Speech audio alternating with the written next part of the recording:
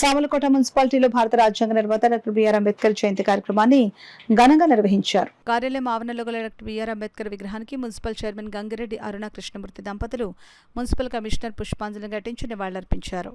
ఈ సందర్భంగా చైర్మన్ అరుణ మాట్లాడుతూ అంబేద్కర్ ఆశయ సాధనకు ప్రతి ఒక్కరూ పునరంకితం కావాలని పిలుపునిచ్చారు. కార్యక్రమంలో మున్సిపల్ అధికారులు, సిబ్బంది పాల్గొన్నారు.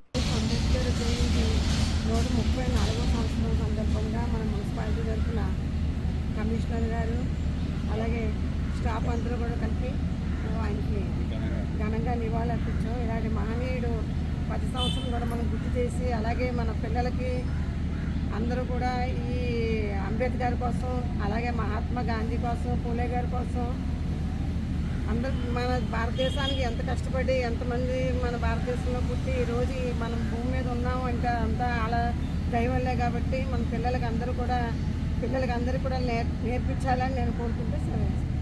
బిఆర్ అంబేద్కర్ గారు మన దేశానికి రాజ్యాంగం నిర్మించి మన దేశాన్ని ఈ రోజుకి ముందుకు నడిపించడమే కాకుండా ఒక గొప్ప సంఘ సంస్కర్తగా అణగారిన జాతికి ఎంతో మేలు చేశారు. మనకి సంఘంలో ఎవరైనా ఆ రోజుల్లోనే సంఘానికి వ్యతిరేకంగా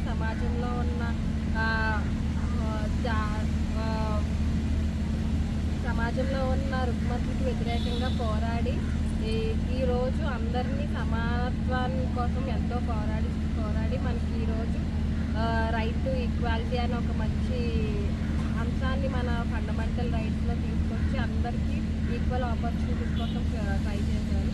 సో అలాంటి స్పిరిట్ని మనం కూడా ఈరోజు ఏదైనా మనకి సమాజంలో కరెక్ట్ కాదు అని మనకు అనిపిస్తే ధైర్యంగా పోరాడాలి. అలాంటి స్ఫూర్తిని మన భవిష్యత్ తరాలకి అందించాలి.